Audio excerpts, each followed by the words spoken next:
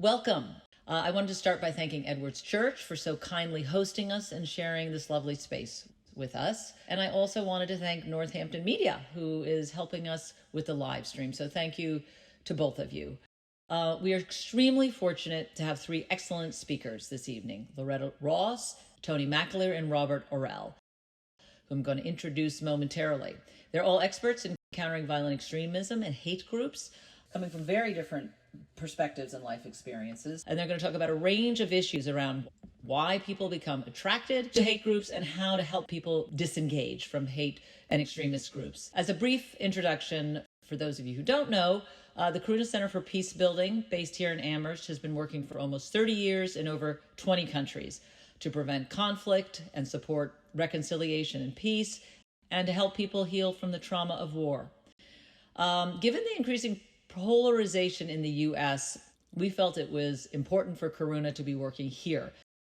And we just launched a new effort, the Brave Schools program, which is supporting schools here in Western Massachusetts to prevent violence.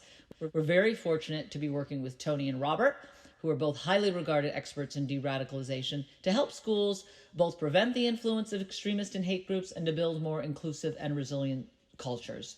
We wanted to take advantage of Robert and Tony being here and host a broader event, given the salience and interest in the topic, and we're very thrilled that we could get Loretta to join us. In brief, the goal of this evening is to learn more about their work, the landscape of hate groups and movements here and abroad, how people get involved with these groups, and their approaches to helping people leave these groups, really what works and what doesn't.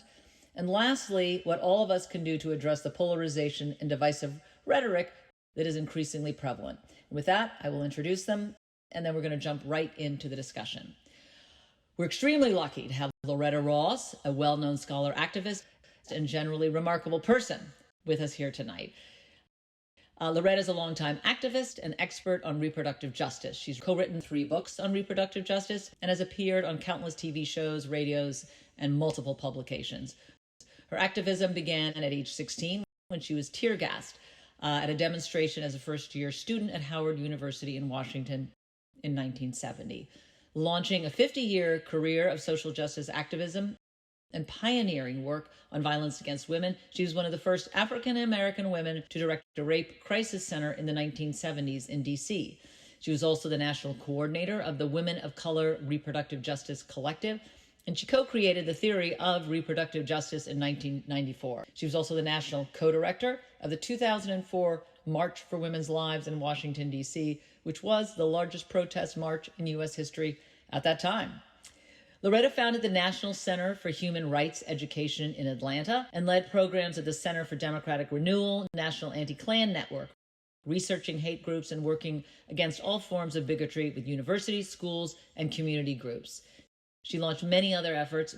More recently, she was a 2022 MacArthur Fellow. She currently teaches a course on white supremacy, human rights, and calling in, calling out culture as a visiting professor here at Smith College.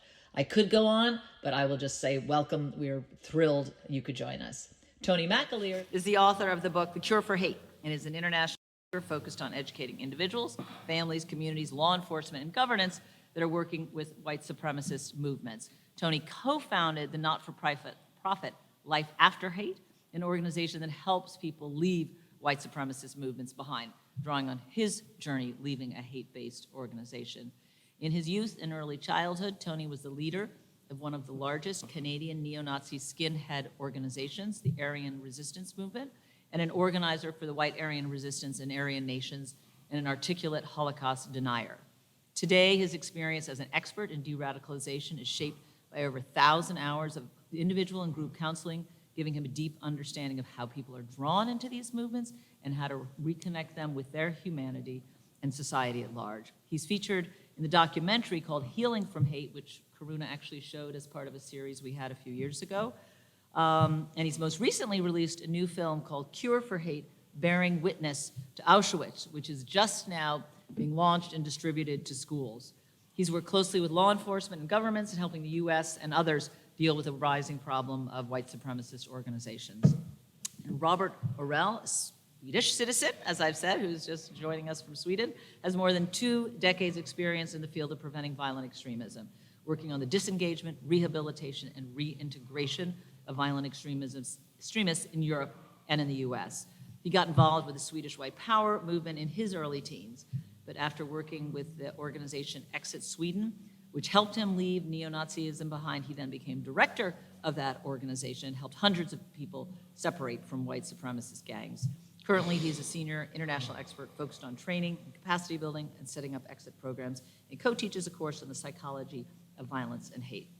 So, as evidenced from the depth and breadth of experience, we have got quite a panel. So before we dive in, I think we should have a round of applause.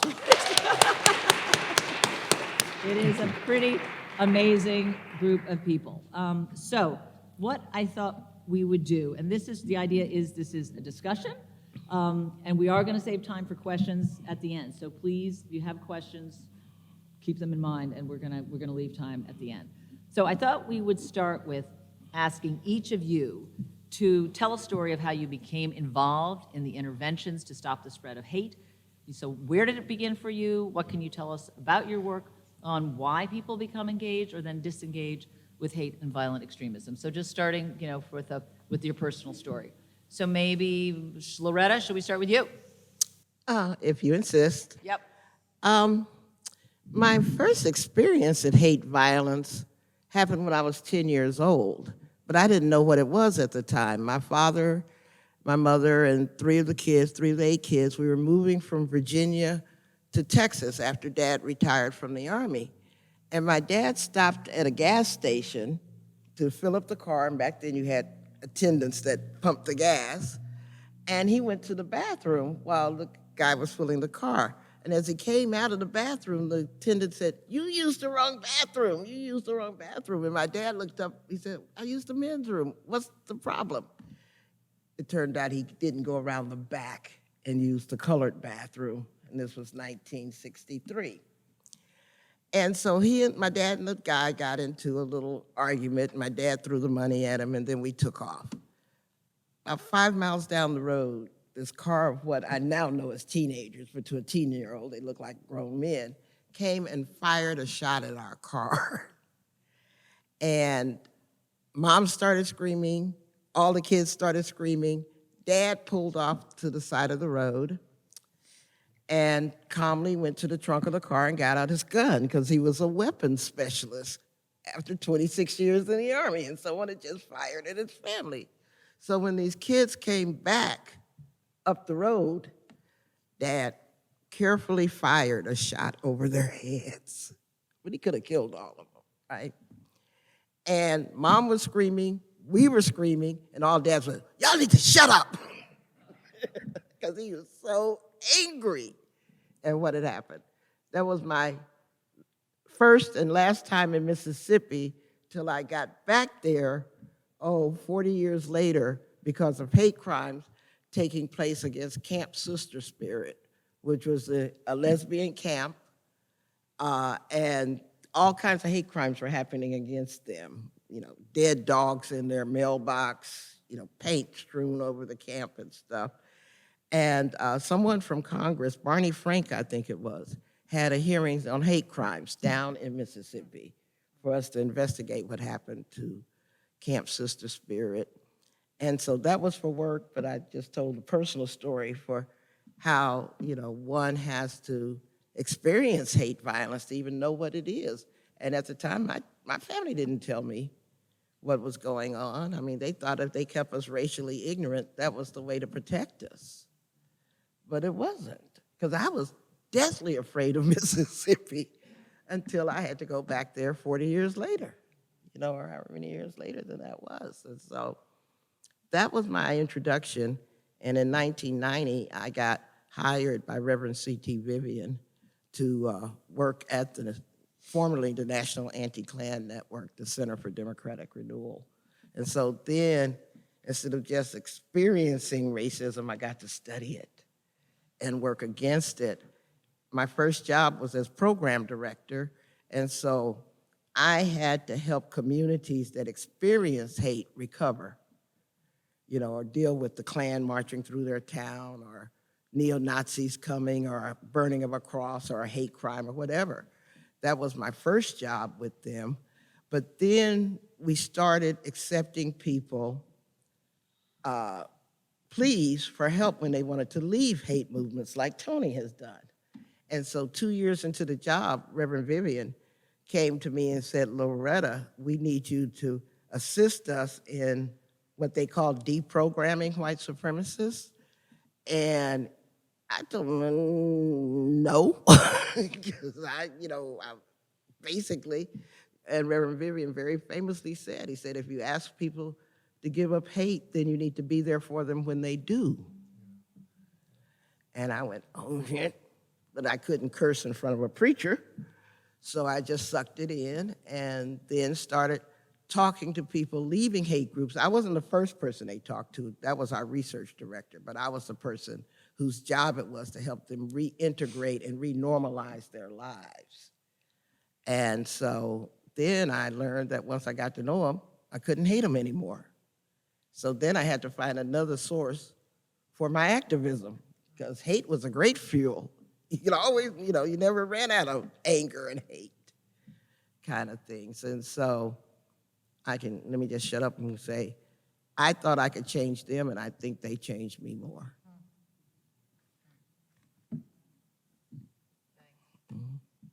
Powerful. Tony?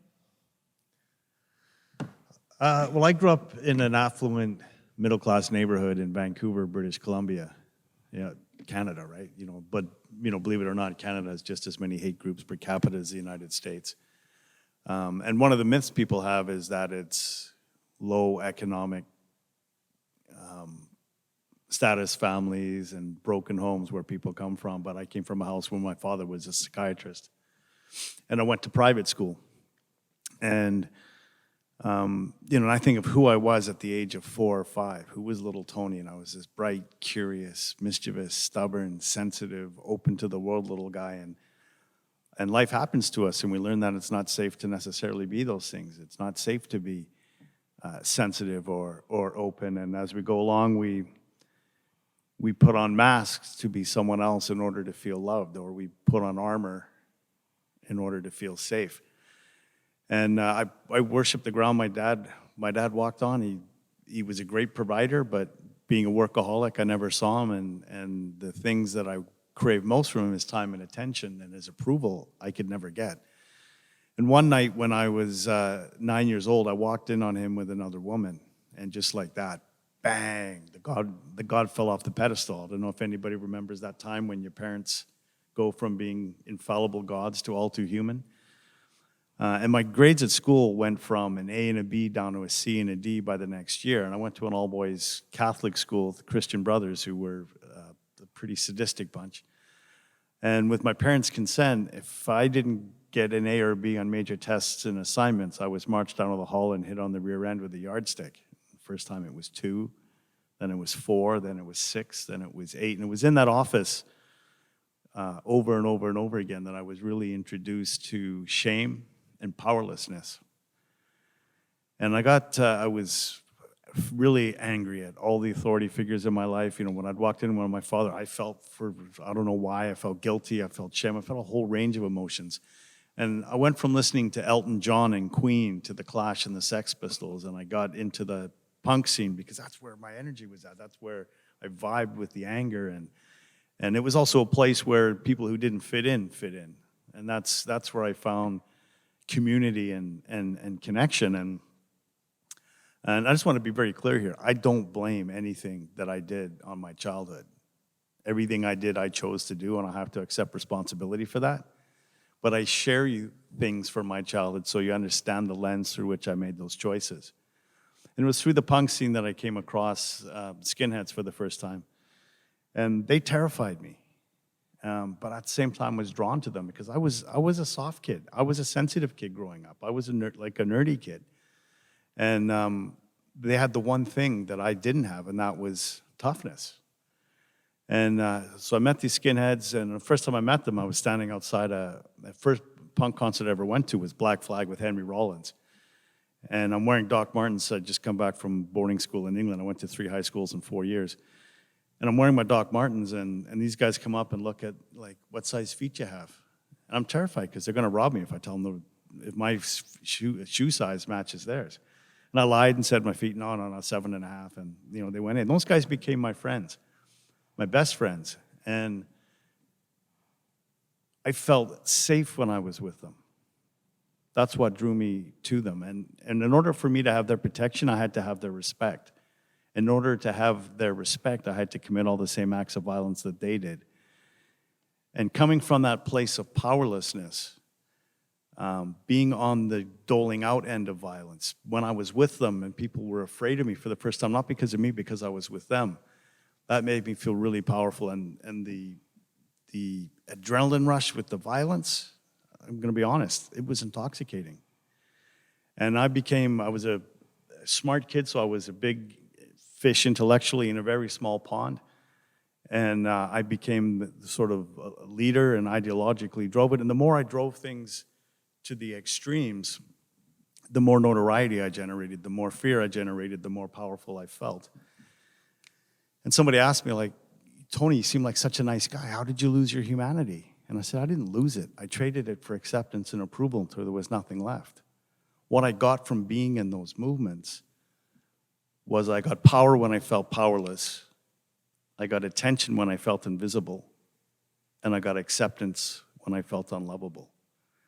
And those are the vulnerabilities that draw people in to those movements. And I'll share with you a little later on about factors and what helped me to get out, but that was how I got in, and I rose quite high up the ranks with Aryan Nations and White Aryan Resistance and all of that, and spent 15 years in those movements.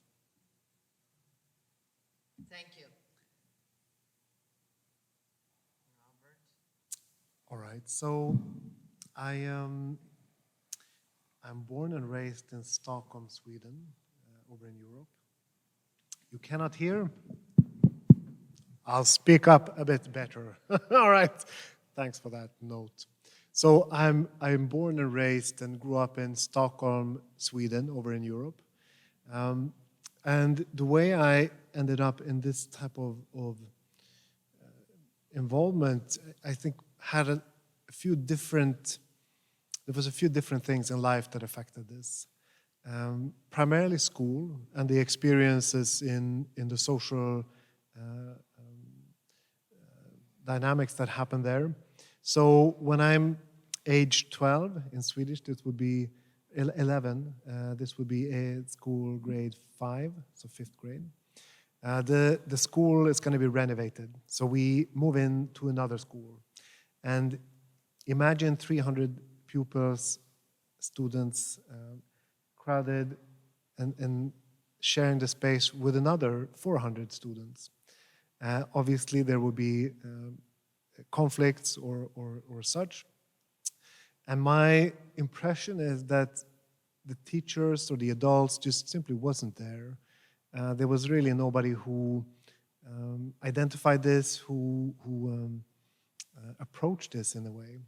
And I managed to get in trouble with one of the groups from the school where we moved into.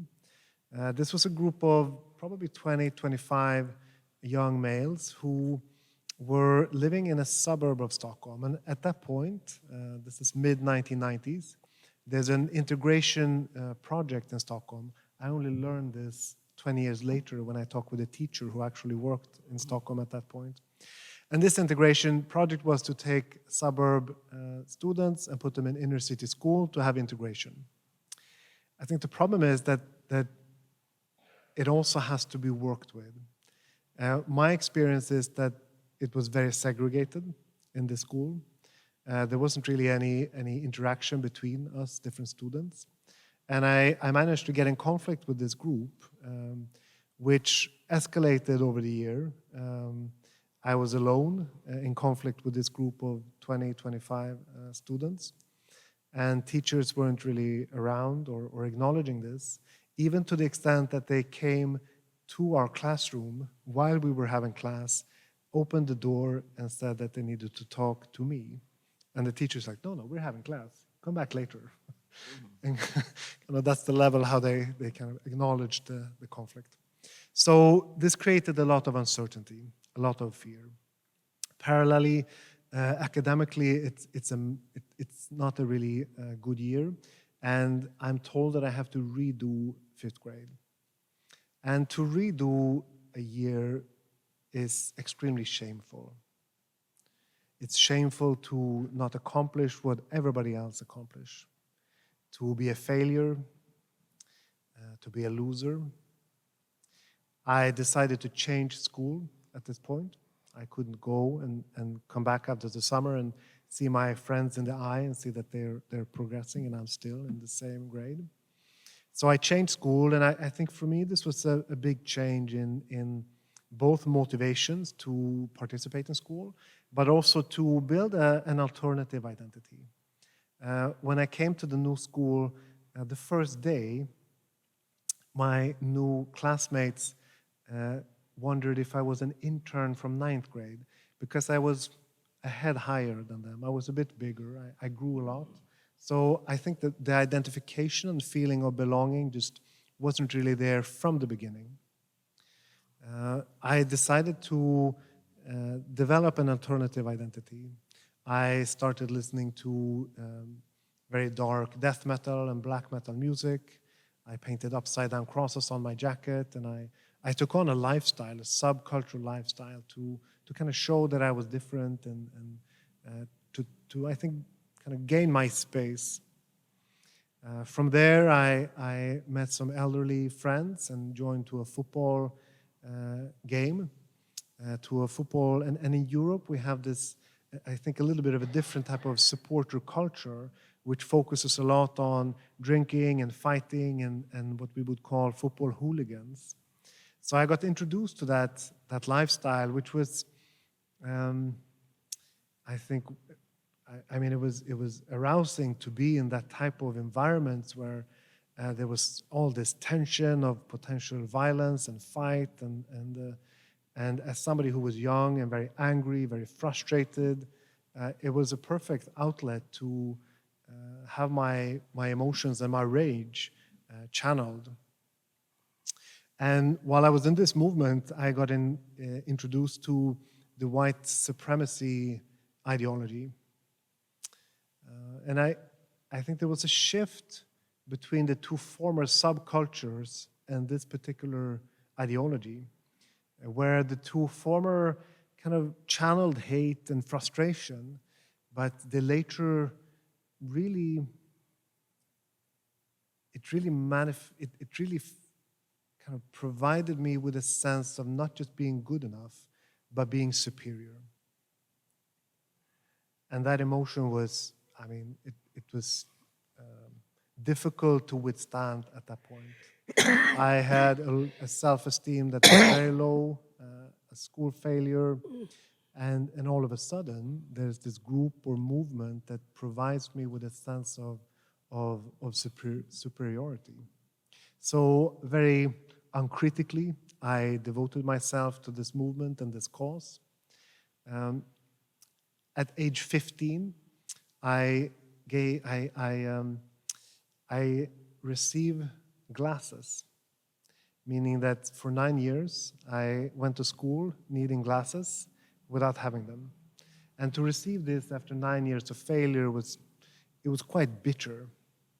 It was quite bitter to realize that a pair of glasses was needed to avoid this type of frustration and failure and shame. So I think that only fueled my anger and my frustration and my devotion to the movement, because the movement, the white supremacy movement, pointed at society as the fault of all our problems. All the conspiracy theories pointed at that society wanted young white males to fail. And here I was with this experience and this explanation to why this had happened to me. So I went into this movement for several years, as I said, very uncritically, swallowing all of the ideology and all the ideas, because they gave me a sense of purpose, meaning, belonging, and some type of self-esteem. Yeah, I think that's my way into this type of work. Thank you all for very personal, moving stories. mean, there's so many directions we can go, and it's hard to know. Oh, sorry, of where to go. The one thing I wanted to get to was sort of understanding the landscape here in the U.S. and in Europe, where you've done a lot of work of supremacist, violent supremacist groups. But I'm just, before we do that, I would like to hear, and then all of you to speak to that, but to Loretta, to the point of your work of helping communities heal. I mean, we're going to talk more about different ways of helping individuals in the work you do, but I'm curious if you could just say a little bit more about that work. Where you went in after there had been some terrible racist incident, of what that work looked like. Yes, our executive director at the time was Daniel Levitas, and our research director was Lenny Zeskin, and we wrote a book called When Hate Groups Come to Town that's still available, I believe, and it was about demonstrating that communities who suffered from hate violence or the presence of Klansmen, neo-Nazis, whatever, actually had things they could do, because when I arrived at the town to work with them, quite often the people of color in the town would kind of like stand back and see what the white folks were going to do, because they were tired of being on the front line and they're targets of the attack and violence. And the white people would separate into three basic camps. The largest camp would be the ones that say, let's just ignore it, it'll go away. If we bring attention to it, it'll damage the reputation of our town. We don't want that, so they would board up the windows and then go silent. The second group would be the people who wanted to fight back, punch a Nazi. Usually they were called Anti-Racist Action, the group name that they used. And this was a very masculinist response to hate groups. If they were gonna wear red shoes on their red shoelaces, we were gonna wear the white ones, and on and on and on, right? And so they wanted to physically confront the members of the hate group if they were coming to march or whatever. The optics were always bad on that, because it'd be like 10 Klansmen and 200 anti-Klan protesters. And so it always provided a narrative where the members of the hate groups could portray themselves as victims when they got attacked by the larger set of the anti-racist action folks. But the third set of the white folks were the ones I was most interested in. And these were the people who wanted to do something, knew violence wasn't the answer, nor ignoring it is the answer, but they didn't know what to do. And these were the people for whom I developed the concept of appropriate whiteness, because they did not have any memory, any experience in holding a white identity and fighting white supremacy at the same time.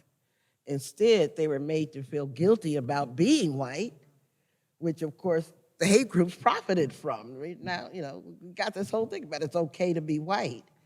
And so they would be filled with a lot of fear and paralysis and outrage, because they didn't want it happening, but they didn't want to stand aside, nor did, that kind of thing.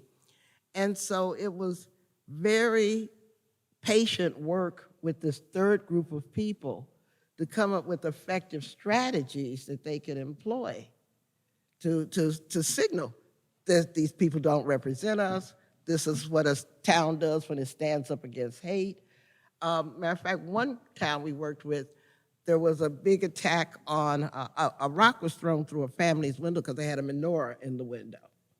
And a whole film came out of that called Not in My Town, because the town came back and responded in solidarity. So the whole town put up menorahs in their windows to show solidarity and stuff. And I think HBO showed that film eventually. And so showing people different things that they could do positively and to kind of send out the signal that the hate groups were not welcome there was a joy. It really became a pleasure to watch people's fear turn into determination, to not let these hate groups represent them, and to not buy into, that silence is the best we can do kind of narrative. So it was quite fun and exciting work. I enjoyed it. I kind of call myself the white girl whisperer because of it. That's really interesting.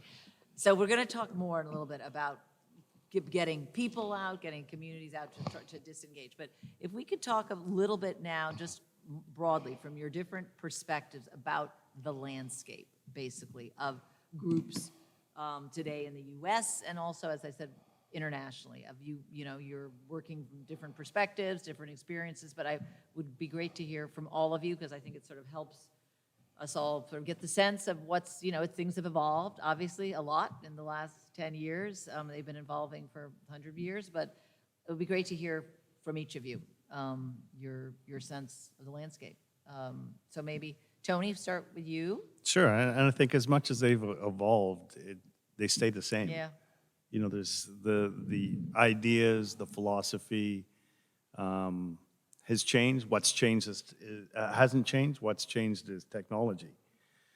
And, I was involved when the internet first came out and built one of the very first white power websites in the United States for Resistance Records. It was a white power record label that had a whole pile of ideologically driven bands. And I remember at the time, like, my God, this is like the Wild West. This is, I remember a time where I used to stand on street corners handing out leaflets to people, and not the most effective way to recruit people, and very time-consuming. But the internet provided, at the time, a sense of anonymity. It provided the ability to reach masses of people with very little cost and effort, and so we were all over that. And when I think about the internet then, the internet is where you would go to get your news. It was one place where you went to go and get information. And what's changed with the internet and social media is it's where you go to search for community. And we get our news from our communities. And it provides a different dynamic around which people organize it. Because with social media, I mean, if you think of the AV club at your school might have, 5 or 6 nerdy kids that do the AV club, and you think, well, they're, isolated only in the high school. But you can find a community of 200,000 AV club kids around the country. The ability to connect with and find community in whatever it is you're into is so powerful. And instead of people being isolated and, using a gross generalization here, playing video games in their Call of Duty in their mom's basement, they can now find a community of hundreds of thousands like that. And that holds true with whether you're looking at incels and misogyny or a whole pile of toxic ideologies that are out there. And it's also for good. You can, find church groups and faith and there's all kinds of positive things. The internet doesn't care, right? It's a technology. And I think that's become different. And the way groups I see that are organizing now, if you look at groups like Proud Boys, where the leaders at Afro-Cuban Fellow, and are they an ideologically white supremacist group? Probably not. Are there white supremacists and neo-Nazis in the group? Absolutely. Are they a fascist group? Absolutely. But there's sort of different lines and channels, and it's now being tied into masculinity, and now it's fight clubs, and there's all these overlapping toxic ideologies and belief systems, and some, like the Proud Boys, are about being a mass movement. There's groups like, really extreme groups like Atomwaffen in the Base that are about small cells and terrorist actions. Most of the attacks that are happening in places of worship and other things where there's mass shootings based on racist ideology, they're cells of one, and they often aren't connected to an organized group. And so it's, we're only just beginning to see people that have radicalized online and never had human contact with other people. There's people that are radicalized online, found community, and then they organize offline. But it's only the last couple of years that we've come across research where there's people completely radicalized online without any human contact that are plotting or committing acts of violence. But the ideology is the same. That hasn't changed. It's the technology around it that provides different opportunities to organize. Yeah, indeed. I think, looking at as Tony says, the ideology itself is probably not changed too much over the last 30, 40 years, but we really see a changing landscape when it comes to how these groups operate, organize, market themselves. And I know researchers today who talks about the fluidity in terms of ideologies, that there's more synergies with other type of similar conspiracy theories and other type of anti-state, anti-establishment type of movements. But if we come down to look at the white power, the white supremacy type of ideas and developments, they're fairly, rooted in the ideologies that they've been supporting for a long time. When it comes to the movement, coming from Europe, I think it's really important to acknowledge the transnational nature of today's movement. As Tony said, you can be alone in your chamber and still be connected to thousands of people all over the world. So this is a change we've seen also over the last 20 years, that there's more interconnected relationships and cooperations between EU and US primarily, but also other parts of the world, where these groups get inspired by and they connect with and they cooperate much closer and much more. In Europe, for example, for a long time, the American neo-Nazis in the 80s served as role models for how to form small cell formations and how to prepare for a coming race war. There's numerous of groups and cells that have been inspired by this, and there are neo-Nazi literature that's found at perpetrators' homes or while they're arrested up until this day. So there's an enormous influence between EU and US when it comes to ideology and the spread of it. And I think just to echo what Tony says, looking at the internet and how this has changed the environment and the reach, I think we have to acknowledge this and really also think about constructive responses. So how do we respond to this mass information that's available, this mass recruitment of individuals that's potentially happening? And how do we engage with young people online in a constructive way to divert from this type of groups? I think this might be a conversation itself, but I want to just kind of bring it up here, the importance of working proactively online in online spaces. No, thank you. And that's just talking about how to respond and react is really what I want to go to next. But Loretta, it would be interesting to hear from you on this subject, who's been working for decades here in the U.S., what your perspective is on the landscape, the dynamics, the challenges of today. Obviously, social media, internet being a huge factor, but it'd be just great to hear your perspective. Well, obviously we have to work on several fronts at the same time. The Ku Klux Klan did not need the internet. It grew. So you have to work on the ideological front. You have to challenge, anti-Blackness, anti-Semitism, misogyny, Christian nationalism. So you've got to challenge the ideas behind. And these ideas are evergreen. They don't just come and go. They're always there. And so you make a mistake not detecting the prevalence of the same set of ideas that have been around for hundreds and hundreds of years. So we've got new toys to play with, but we've got old ideas. There's nothing original about them at all. I also think that one of the problems with challenging hate groups is how we define the nature of the problem. Because a lot of people in some of our leading organizations see them as a criminal problem instead of a social problem. And so they think that the best way to challenge them is to beef up law enforcement response to them, totally ignoring the fact that our law enforcement is riddled with people in hate groups, as the January 6th protests proved.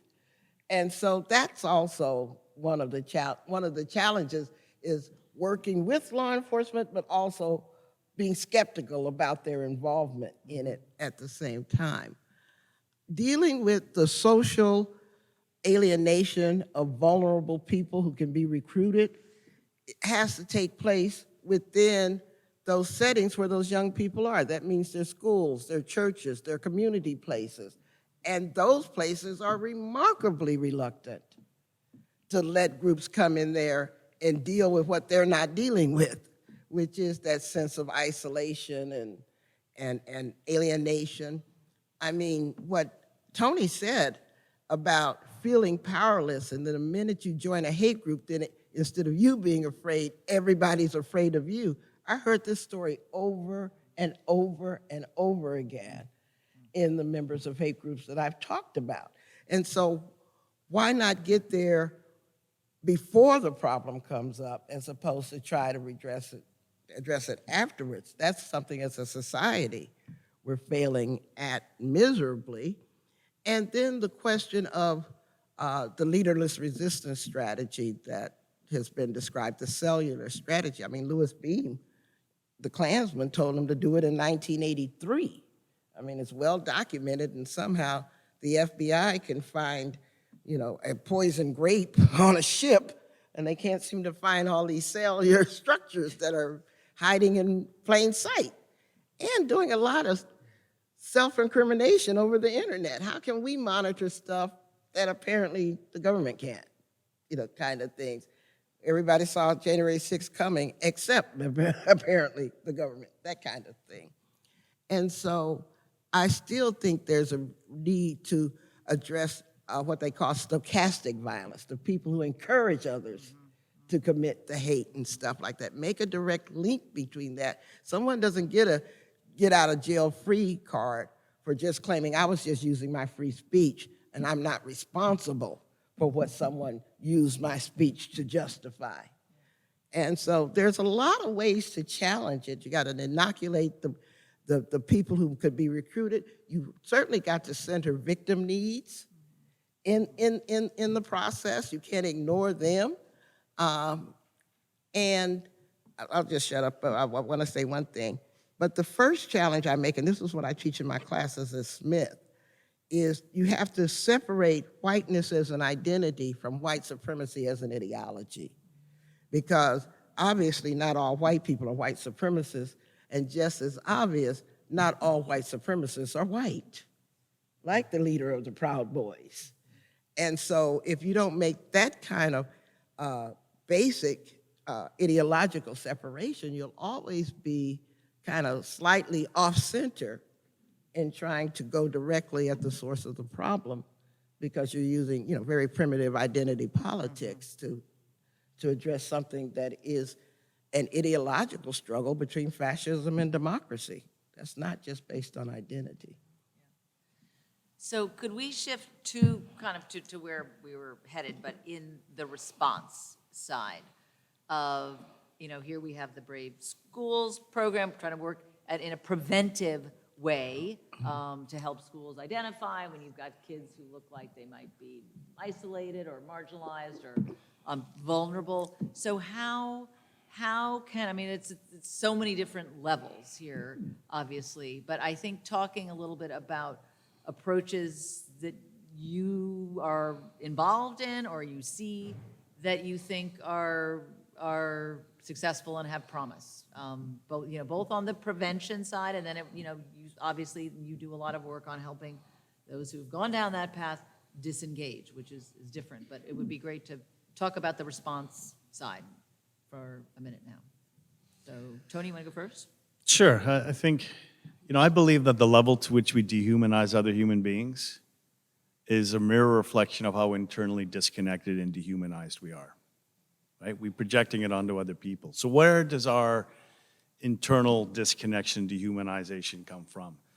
And I talk a lot about toxic shame, right? And shame is the belief, toxic shame. Healthy shame, anyone know what healthy shame is like? I did bad, I did wrong. Toxic shame is I am bad, I am wrong. It's the feeling that we're not good enough, we're less than, we're not pretty enough, we're not smart enough, we're not unlovable, we're powerless, that we're weak. And it sits in our subconscious identity belief system, and we live our lives in reaction to that. So behind every perfectionist is often a person who feels deeply flawed but is trying to convince the world that they're not, that they're perfectionists. Behind every overachiever, mostly, is someone who's trying to prove to the world that they're superhuman to compensate for the fact that they're less than human. I can think of a former president who has to tell the world always that he's the greatest, the best, the most amazing, fantastic deal maker. And when I heard that he didn't drink and his brother drank and died of a drug overdose, I went, I bet you if I look into that family history, there's an extremely abusive alcoholic parent. And lo and behold, it's right there in plainer day. And those people like that are living their lives in reaction to their toxic shame. And that's where the dehumanization comes from. We either project it onto other people, and I adopted an ideology that told me I was greater than to compensate for my feeling of being less than. We either project it onto other people, and shame, at the root of all violence is shame. Dr. James Gilligan, who wrote a book called Violence, Reflections on a National Epidemic, he was a forensic psychiatrist in California in the federal penitentiary system. And all the time over 20 years that he was there, he said he wasn't aware of a serious act of violence that wasn't rooted in shame and humiliation. He said all violence is an attempt to transform shame into self-esteem. Shame is the dirty secret we hide from ourselves. And whether it's substance abuse, cutting, eating disorders, there's a whole myriad of self-numbing, self-distracting, destructive behaviors in order to numb ourselves and avoid the feeling of shame. Toxic shame is at the root of a whole spectrum of antisocial outcomes. And I think one of the things that we can do as a society is figure out how to go into schools and teach children shame resilience. Just because you have toxic shame doesn't mean you're going to be a white supremacist or you're going to join a gang. But I can almost guarantee you that every person I've met that's joined a gang or became a white supremacist has got toxic shame. If you look at some recent research that was done by the University of Maryland and their studies of terrorism and responses to terrorism, the average population, 15% of the average population has 2 adverse childhood events in their history. When they look at a sample of people that have joined violent extremist groups, right-wing violent extremist groups, 66% had 4 or more. And so if we want to look at what is the root of the dehumanization, we know what the root is, toxic shame. So what's the antidote for toxic shame? How do we deal with that dehumanization? How do we rehumanize someone? And the answer to that is compassion. And when we're compassionate with someone, we hold a mirror up to them and allow them to see their humanity reflected back at them when they can't see it on their own. It's through compassion and radical compassion that we go from dehumanization to rehumanization. And that's where we get to the point where, as a society, it's very important that we learn to call people out in a healthy way. But it's with compassion that we learn to call people in at the same time. And when we can rehumanize, we can defuse that dehumanization and hatred. Robert, do you want to say anything to that? Yeah, well, I think when it comes to responses, I mean, there's quite a lot of, this can be a session itself to discuss prevention and responses to violent extremism or violent white supremacy. I think there are 2 things that primarily I want to stress. One is that most people who work with other people, be it teachers, social workers, mental health providers, they're good and equipped at working with change with other people. But most of those professionals usually take a step back when it comes to engaging with people who are involved in violent extremism, because they feel that they're not equipped for this. This is frightful, it's potentially violent. And my experience tells that if we equip professionals in how to understand and respond, they're usually quite good at also dealing with this specific target group, understanding the dynamics of why people join, how people are affected and influenced and changed once they join these type of groups and ideas, and what we can do to create change. I think this is one of the benefits we see with the Karuna Brave School projects, to equip professionals, to equip teachers and school staff with how can we understand and respond in a way that doesn't lead to escalation, to shame, to confrontation, but instead de-escalate. Look at how we can create understanding and compassion and change. I also want to stress the importance of Karuna coming from the peace-building field. There's a range of practices within mediation, restorative justice, and similar fields that addresses dialogue, to understand the other person's perspective, to be able to come closer, and that way create change. I think there's a missed opportunity to not use this experience and practice more. Karuna is on the way, but I think others can also follow in this, to look at the practices and look at what can we learn from these experiences. Peace building and mediation in violent conflicts means dealing with parts that have potentially committed violence or are committed violence towards each other. And how do we work with that? These practices and lessons learned can also be adapted and adjusted here. And lastly, when it comes to exit work and helping people to leave, it might seem counterintuitive to engage with the target group with compassion. But if we truly want to help people to change, we usually don't do that by confronting them, by shaming them, by putting them in the corner. But instead, we engage in dialogue and we open up for opportunities to reflect and to growth. So what we focus a lot on when it comes to exit work, helping people to leave, is growth. Helping people to grow, to develop, to see new perspectives. And I would really advocate to have that mindset of growth instead of shame. We need people to take accountability for what they've done, but we also need compassion and to help them to get back into society. I just want to quickly add, if shame is at the root of the problem, how can more shame possibly be the answer? I want to just shift to Loretta, who's written and taught a lot on talking about the calling in as opposed to calling out. And we've all talked. The title of this, is you all knew of this session, was Radical Compassion, and you've talked about radical forgiveness. And it would be great to hear you talk a bit about that and how, in terms of the response to the issues and that we're talking about here, of how you practice that, how you teach that, and to just talk to us a bit about that.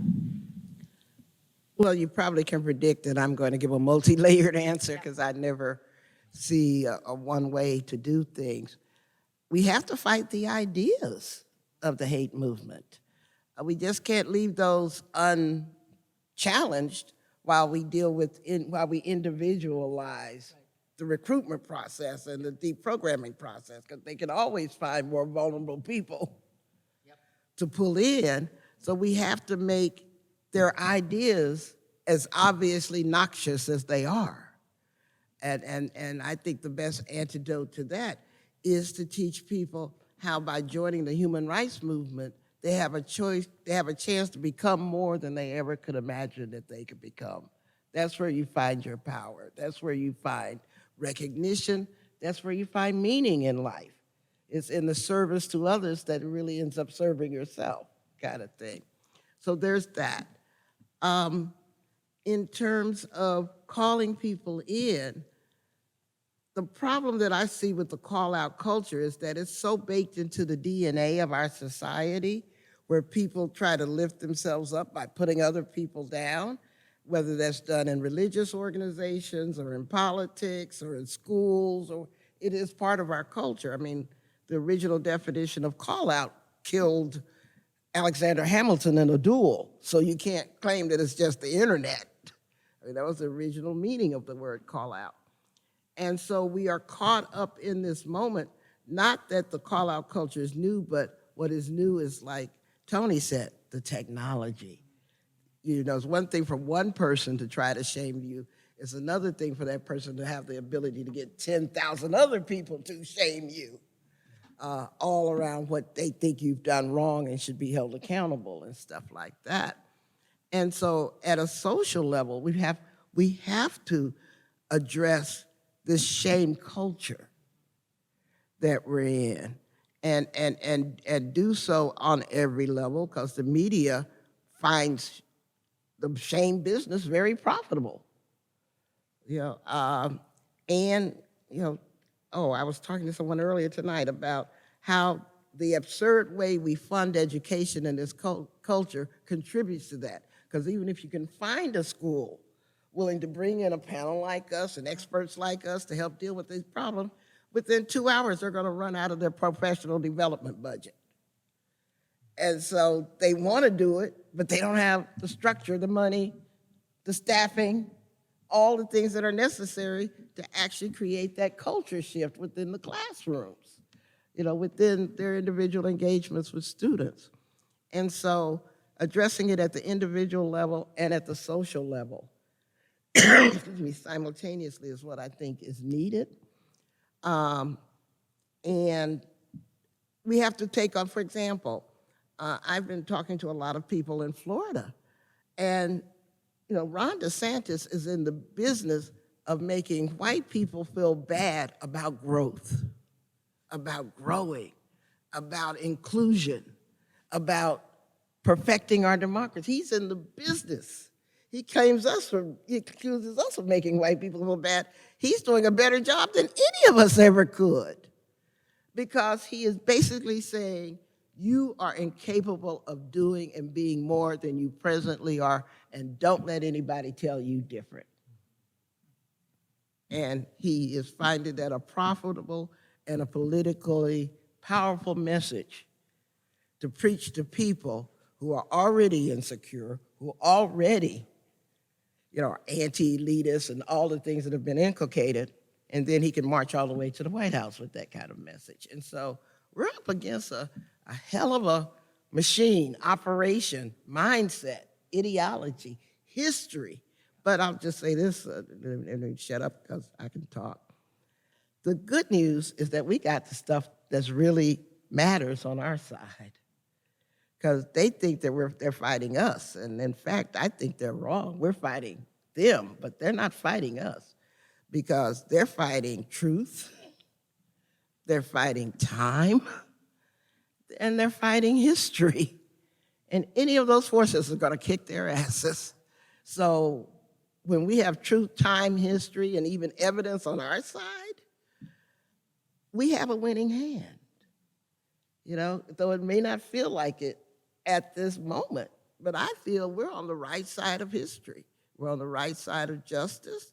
And my biggest fear is that with our indulgence in the call-out culture, that we'll snatch defeat from the jaws of victory as we turn on each other instead of coming together so that we can defeat this fascist movement. I really appreciate how you have articulated so well. All of you have, the work at multiple levels. It's interesting, and you brought up dialogue. That Karuna's, has been the heart of what Karuna's peace-building work around the world for these decades. It is that work at multiple levels. You need to work at a community level, you need to work at an individual level, but as you said, you can't just leave the ideology aside. So it's a political, ideological level as well as the social level in all its complexity. So it's huge, and it is daunting. I think we all probably feel a bit daunted right now, but I want to open the floor to questions. If you have questions, Daniela has a microphone, so just, we're gonna, even though we may be able to hear you, this is for the live stream so that everybody can hear. So if people have, Daniela, there's one question right over there. We will turn to over there. Thank you. Yeah, I'm wondering if the story of how you, I'm not sure what word you use, escaped, got out, the two men, from the culture you were part of that gave you things, has enabled you to have the compassion you talk about, or how it informs how you talk to the people that you talk to who are still there in those groups? I think that's yours, Tom. So I just didn't quite catch the last part of that question. No, I'm asking if the way out for either of you informs how you talk to the people that you're trying to get out. Because we didn't hear how you got out of the groups you were in. We heard how you got in. Right. I'd say absolutely it does. And, you know, in my book, like over 1,000 hours of one-on-one and group counseling where I, with the help of a great therapist, mentor, and friend, unpacked how I made those decisions, why I made those decisions, and how I got out. And you know, one of the things, the more I learned about myself and the more I could have compassion for myself, the more I could recognize the humanity in others. And the more I could recognize the humanity in others, the more I could recognize them in me. And got into this positive feedback loop, you know, where I am you and you are me. You know, we are all connected. But when I was in this movement, I experienced the world only through the ego, the mind's lens of disconnection and separateness. And so the more that I worked with people, and I'll just say real quickly, the birth of my daughter and then my son 15 months later was the catalyst for my change. And at that point, I was such a narcissist and I had my head so far up my ego, was so self-absorbed. But for the very first time, I started to make decisions for someone other than myself. And I got to parent my kids the way that I always wanted to be parented, which was very cathartic. I ended up being a single father but by the time they were 4 and 6, I was a single father. I needed my mom's help to raise them. My mom, who loved me unconditionally, her relationship with me was very conditional. And it was conditional on me not associating with the groups, me stopping the activity, and she leveraged that. And so that taught me a very important piece, and that's where compassion, when it's combined with healthy boundaries and consequences, is a very powerful thing. When it's just on its own and we're just, you know, it can be perceived as weak. And if you just forgive people and allow them to continue doing what they're doing, that's not really what compassion or forgiveness is. So that piece, and the counselor that I met, I'll just try and be really quick here. I'd left the movement in 1998, but the movement hadn't left me. And by the time 2004 rolled around, I was still a jerk. I was still mean to people and all of those things, even though I wasn't involved in the group. And I started doing this personal development work and dealing with my ego and getting over limiting beliefs and such. And after about 8 months, I'd done all these courses with this guy. I was born in Liverpool. He was born in Manchester. He's about 10 years old, and we bonded over Monty Python and stuff like that. And my best friend comes up to me on my birthday and goes, "Yeah, I got a gift certificate for you." And I open it up and I pull it out, and it's a gift certificate for like a one-on-one therapy session. Like, great. Who doesn't want therapy for their birthday, right? Best gift ever. So I go in and see the guy, and you know, we go through some small talk, and he's like, "You know, we're on the clock. You got an hour. You know, you want to get into some stuff?" And I told him I was angry at my mom and angry at my dad and all the things you do. And I stopped and I said, "Do I tell him the rest?" And I was staring at the carpet and hoping the carpet is going to give me some sort of insight as to what's happening. And that piece of carpet didn't, so I look over at that one, and he's like, "Come on, mate, it's all right. Just let it out.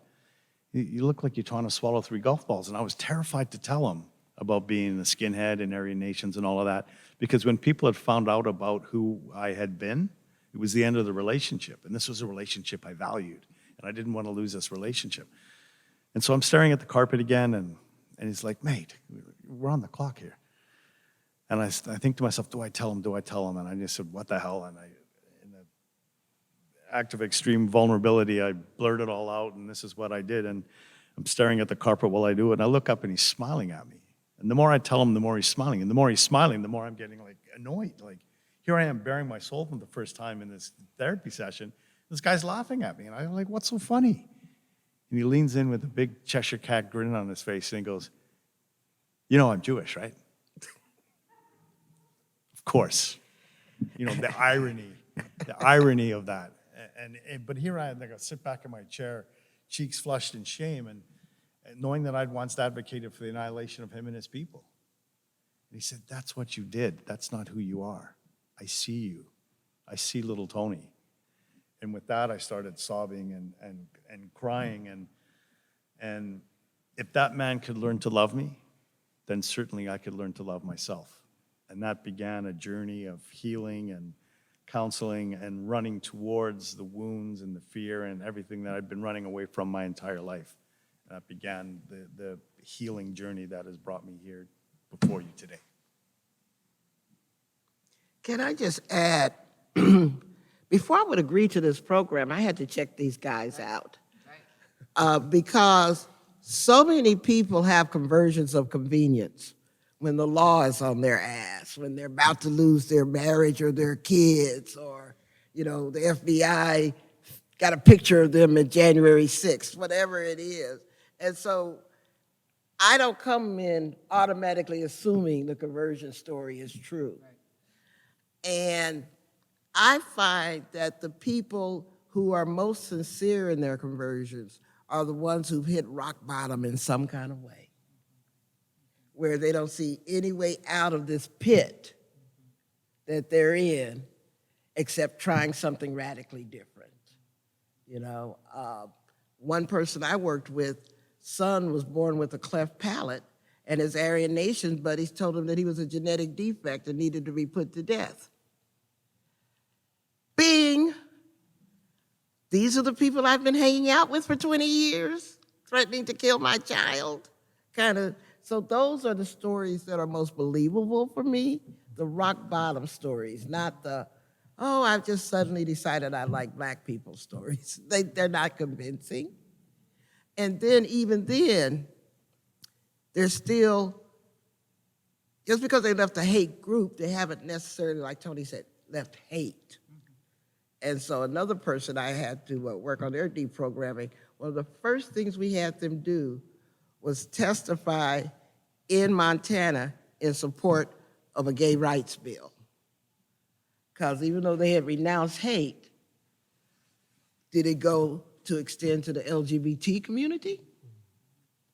And I watched him choke, but he testified. This was his first time, confronting those pockets of hate that he had not divulged himself of. He hadn't divested from them yet. And so it's a process. It's not an epiphany. It's an entire process, because it takes some years to get into the movement, and it takes some years. It might take, and by the way, how did you quit without your buddies trying to kill you? Because that's also part of the other thing. They know you're leaving with a lot of knowledge that could be damaging to them. So it's not like leaving the Kiwanis Club. How do you provide for your security or protection when you choose to leave these groups? I'd be interested in knowing as well. Just to quickly answer that, when I left, I didn't denounce anybody. I left with my beliefs intact. And I left, the way I justified it to myself is, why should I fight for a bunch of white people who couldn't give a damn whether I lived or died? If I really care for the white race, I'm going to take care of these two children and make sure they thrive and survive. That's how I transitioned out without giving up my identity. Once I left behind, the identity piece began to weaken as I became a single father, and that became a new identity. I was able to let that go, but it was 12 years after I left before I did a television interview or publicly denounced anything that I was in, and by then, those people weren't around anymore. Robert, did you want to add anything? I have much to add. I'm not sure where to start, but just very, very briefly on so the question on why my also disengagement was linked to getting the glasses in 9th grade and starting to read a lot of ideology, and over the years really getting a grip of what is the content of the ideology, and then observing the people I had around me. And at that point, at least in the Swedish movement, I think quite a lot in the American movement as well, there's a bit of a discrepancy between, we talk about elitism, but we don't really live as elitist. So meaning there's a lot of talk about purity in body and mind, but you drink 5 days a week, you smoke, you don't eat healthy, you don't work out, you're not really oriented on the ideology, but you say a lot of things. So for me, this discrepancy that I saw within the movement started a doubt of, is this really where I want where I want to engage and put my energy and commitment. So this was really part of the disengagement.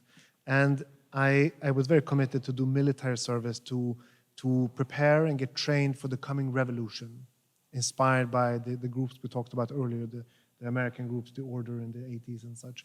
So the military and this process of kind of distancing myself from the comrades, but not really ideology, joining the military really helped to cut the bonds with the group. And parallelly, one of the things that drove me into the movement was the search for self-esteem. And by joining the military and being at least a fairly good and competent soldier, I could build up self-esteem outside of the movement, outside of the extremism. And for me, this very clearly made a cut that I don't really need the movement to develop and grow and be who I am. So for me, this helped to distance and to leave. And as Tony says, it's not that I woke up one day and I was reformed and a fanatical Democrat, but it took a while to sort out the ideas. One of the most powerful things here was to meet people who I thought I didn't like, and realizing that I actually like them. And surprisingly, they like me. And this type of meetings was, I think, very powerful for my change and my transformation as well. And on the formers, working in this space for 25 years, I think formers can have a very important role when it comes to messaging and sharing experiences. But as Loretta said, I mean, we have to be able to vet authenticity. You know, how genuine is this commitment or this, which is difficult. How do we do this? And equally, formers might not always be the best to be role models for others, depending on how far they've come. I think this is not unique to violent extremism. I think this relates probably to other fields of self-help or peer support as well. So I think that there's a need for some type of quality standards here, but that is another discussion that I'd be happy to go into at some other point. Sometimes being a drug addict doesn't automatically qualify you to be a drug counselor. Right. We're running out of time, but is there any other questions that people have? Right over here. I know, Loretta, that you write about this, but there was a recent article by a black gentleman named Maurice Mitchell who talks about sort of the way in which the progressive folks are also cannibalizing their own, and the sense of the way that shame is used. People feel hesitant to kind of embrace kind of others from other, you know, and I'm just kind of curious about how progressives and folks who kind of fall into these kind of same traps and how that perpetuates things as well.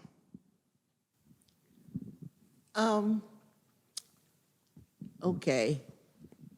I guess I want to address it also at the ideological level and then the practical one. One of the critiques I offer is of the kith and kin system, because that's the basis for white supremacy. I should only care about people I know and people who know me. And that is such an impoverished way of being in the world, because you should care about someone starving in Yemen if you never meet a Yemeni and they never know you. It's such a hard and difficult way, an isolating way to build relationships with the rest of humanity. So I start by challenging the kith and kin system, because people don't realize how that operates on a personal level. You'll accept a mistake by a friend that you won't accept from a stranger. You'll forgive a friend for not knowing the right word, but then you'll go on and blast a stranger for doing the exact same thing. So we've got to get out of that defining of ourselves based on only our relationships with who knows us and who we know. On a practical level, I find that most people really don't want to be as cruel and destructive as their behavior can make them be. So instead of challenging them, which goes to the shame question that Tony asked, I inquire, is what you're saying, how does what you're saying now line up with the good person that I'm sure you are? What are you doing that reflects that inner good person versus what I'm seeing right now? I don't call out their contradiction, I ask them to self-examine it. I often, though, also find very useful, particularly if I'm talking to people to the right of me in the political spectrum, I avoid dealing with their words and go underneath their words and talk about their values. And we find common ground in our values. You know, whereas I might ask, you know, do you care if people are hungry in this country as you're railing against welfare and, you know, the takers and the makers? Do you care if people are hungry? And if they say yes, I said, well, my work asks why they're hungry. Where you made me feel, you know, feel compelled to just start a food line and feed them. But we're doing the same work, just at different aspects of it. So when you can go underneath their words, stop your visceral reaction, your automatic reflex because they used the wrong word or got the gender pronoun wrong or whatever. Stop your reaction and pay loving, compassionate attention to them and recognize their humanity. Generally, you can talk to anybody except an intentional asshole. Because when they're doing it on purpose, I've got a different strategy. But that is not the majority of humanity. I just wanted to follow up briefly with something I wanted to ask, and we'll do one more question, but about, we sort of hear a lot about people, you know, basically in trying to curtail violent behavior or, you know, racism, or how the response to the problem can often further inflame it. I mean, whether it was a swastika put on a school bathroom here in Northampton High School, and then, you know, there's this giant reaction. I mean, you were talking about the training today a bit, but how the reaction, you know, if you don't approach it in a way that can be heard, you're just gonna further reinforce the defensive, you know, the defensive kind of mode of responding. Could you talk any more a little bit about that, about how you respond effectively? You know, here we are personally, you know, whether it's meeting people, behavior, et cetera, but how, and I think, you know, it can happen in a more progressive liberal community like this area that's, you know, we've certainly heard reports about the reactions, whether in schools or otherwise, further exacerbating the problem, to restate what I'm saying. So thoughts, I mean, you've all been speaking to it a bit, but thoughts particularly to that. I'll just paraphrase one of the co-founders of Life After Hate, Frankie Mink. He says, you know, in all those times I went to rallies and people were throwing rocks and water bottles at my head, I never once thought, wow, maybe I should really change my belief system.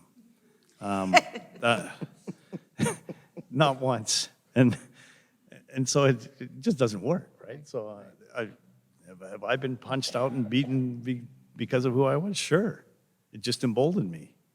It just, you know, drove it further. And that doesn't mean that we don't have a physical presence to confront these people. It's just, you know, to what degree. And I was at, it was right after Charlottesville. I was actually at Boston Common. And there was a small neo-Nazi rally, and there was 30,000 people showed up at Boston Common and said, not here, not today. There wasn't violence, but there was a very, very powerful message. And those people had to scurry away and with police protection and to go away. It was a very powerful yet peaceful message that sent a very, very clear message that might have been lost if those people had just been pummeled. I think it is time, but we could go on and on. Any last thoughts? If you don't mind me doing a small commercial. Go for it, Loretta. I teach calling in techniques online, and our next class starts March 28th, and it is a 4-part lecture series for $5 a lecture, so the whole package is $20. we call it, the $5 consciousness raising. And so you can go to my website, lorettaross.com, and find out about it and register for it. If you miss a class, you can get a copy of the tape of it, that kind of thing. But I'm really trying to create a call-in culture for the human rights movement. And so that's why we offer these online classes that started with COVID, but they are very popular. And I like Zoom because we can do them nationally and internationally to learn calling in techniques, because we all know how to call people out, but it's hard because no one's taught us actually how to call people in. Thank you, because that's what I sort of had wanted to end it, but I feel like of what people can do, and I want to sign up for one of your courses. I mean, I think it is. It's all very personally, it can be very difficult of how you deal with, whether it's the uncle or the whoever, of how you try to more effectively deal with people just on a personal level. So anyways, thank you. Tony, Robert, last thoughts? I was going to say thank you very much, Loretta, for what you've shared tonight. I've learned an awful lot in this conversation, as in previous conversations, so keep up the good work. Same to you. And I just want to say it starts with us. Right? And it's a good organization. Starts with us. And it's who we choose to be in every moment of every day. As human beings, we have the magnificent power to inspire others, for better, for worse. And so it's who we choose to be in every moment of every day, in every interaction with another human being. And are we going to choose fear and disconnection, or are we going to choose love and compassion and connection? And you have to make the difference. We have to make the difference. I'll just say it starts with us. And let me also thank Karuna for arranging this event. Fantastic to be here. Thanks, Loretta and Tony, for being fantastic panel here. I'm honored to be here together with you. And as last words, I mean, echoing what we just heard, I mean, acknowledging the importance of humanizing the dehumanizers. So let's not go into the same type of lens that they do when they dehumanize other people, but to rehumanize and to think of dialogue. How do we create change? We know quite a lot about this. We know what works in terms of dialogue and change making and throwing a rock at somebody at the demonstration. That probably won't make them change their minds, but there's much more better ways in the spirit of Karuna's work. So thank you so much. Thank you. And on behalf of Karuna, I want to thank the three of you. I mean, this has been a fabulous conversation, and we could have spent hours. And it is really interesting for thinking of Karuna's future work. We're doing this first project here with you all because there's such a through line of the work. I mean, whether you're working in Bosnia or Ethiopia or Nigeria or in Mississippi, yeah, very different context, but at the heart of what needs to happen, it's a lot of the same work. So I'm hoping we will be able to do more here in the U.S. So thank you all for being here, for joining us, and for you all here in person, and those of you who have joined us via live stream. I appreciate your being here and your interest. So thank you all. Oh, thank you. I enjoy reading this. I haven't yet written my book on my hate group work. I want to get to that. Fantastic. Thank you.